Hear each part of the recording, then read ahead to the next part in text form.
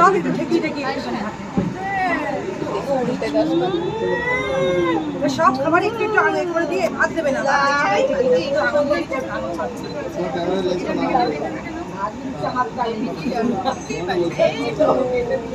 এই তো আমাদের দুঃখ, আমাদের মাছ বললে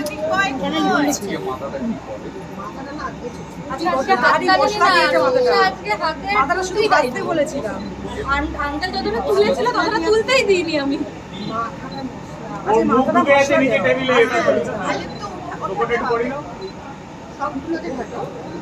সব থেকে নিচে পায়েসটা আগে খাইয়ে দিলাম চাল একটু